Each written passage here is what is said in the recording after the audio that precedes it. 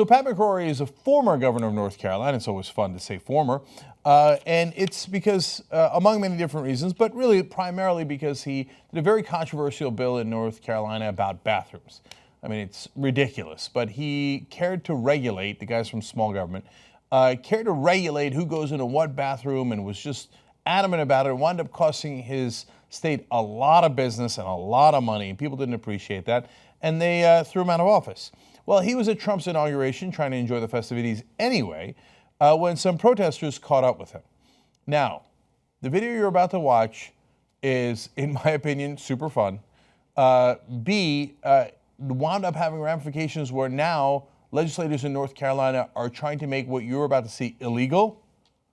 Okay, it's unbelievable. And by the way, most importantly, you know, we showed you a video yesterday of Richard Spencer, an alt-right guy, white supremacist, getting punched in the face. Don't do that. Don't do that. And I emphasize that heavily. On the other hand, voicing your opinion is as American as apple pie. And that is certainly what this gentleman, among others, is doing as they see Pat McCrory. I don't know what my favorite part is, the chants, how excited they are, how much McCrory runs, or how much he gets trapped. Watch. Shame on you! Shame on you! Shame on you! Shame on you! Shame on you! Shame on you! Shame on you! Shame on you! You anti-gay bigot! You're a bigot! You're a bigot and an asshole! Shame on you! Shame on you! Shame on you! Shame on you! Shame on you! Shame on you! Shame on you! You're not a man! You're a coward! You're anti-bigot! You're anti-gay! Shame on you! Shame on you! Shame on you! How can you be like that? Shame!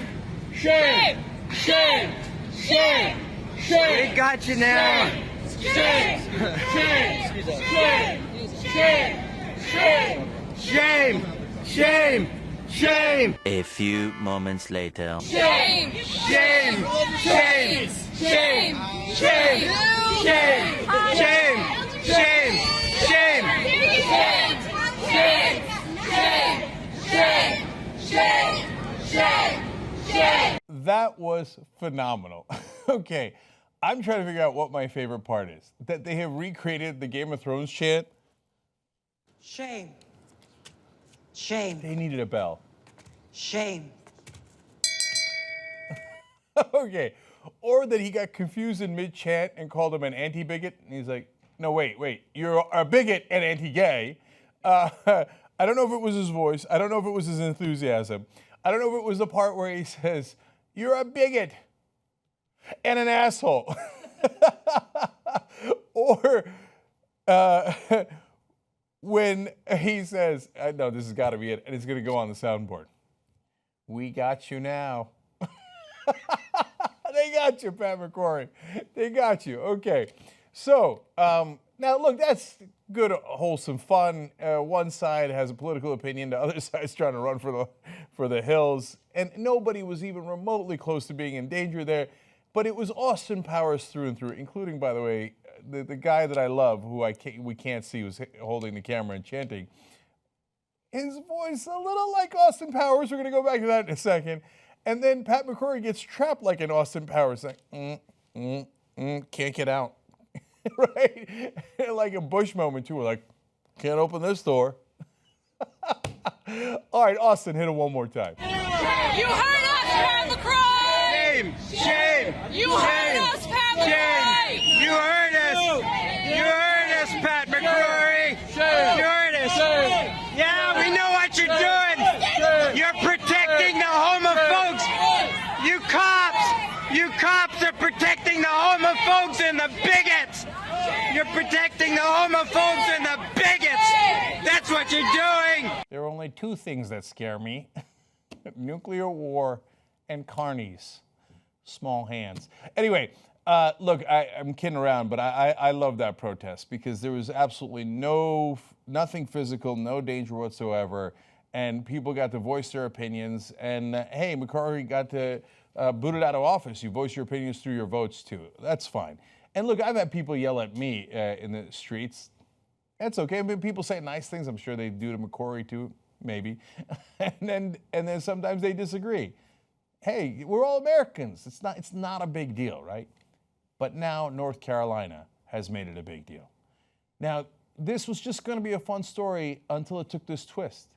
Today, there's a legislator, Senator Dan Bishop, who wants to propose a bill to make what you just saw illegal, with a sentence of up to 5 years in jail. What? That's mental. This would make it a crime, his proposed legislation, make it a crime to threaten, intimidate, or retaliate against a present or former North Carolina official in the course of or on account of the performance of his or her duties. Look at how much they feel above the law. They feel like, oh, no. Current or former, for anything we have ever done, if you even, intimidate us or retaliate against us based on our performance of our duties, how dare you? We are royalty. What do you think you are, an American? And voice your opinion against the government? I mean, to say that it goes against the First Amendment and the freedom of speech is a gross understatement. And these are the guys who claim that they are constitutionalists. Have you ever even read the Constitution? Now we're not even allowed to yell at our politicians, our crooked politicians that we don't agree with. We're not allowed to criticize them, or otherwise they will feel intimidated. There's no assault there. There was no threat of physical harm, not remotely. I mean, look, I don't have to tell you. You just saw the tape yourselves. That's all there was to it. But Dan Bishop says, quote, it was a chanting mob and ubiquitous leftist rioters. What riot? Did anybody overturn a car there? Was anything set on fire? That's a riot? If that's a riot, every Tea Party protest that ever happened was the biggest riot we've ever seen in our lives. And you're now complaining about chanting mobs. Did you ever go to a Trump rally? Lock her up, lock her up. And by the way, that could be a lot more intimidating and threatening. Now you're gonna make that illegal? You're gonna send everybody at a Trump rally to 5 years in prison? Now the Republicans in North Carolina just don't believe in democracy. And McCrory lost, and you remember what they did? As soon as he lost, they stripped the governor of almost all of his powers. Immediately thereafter, they're like, no, that's it.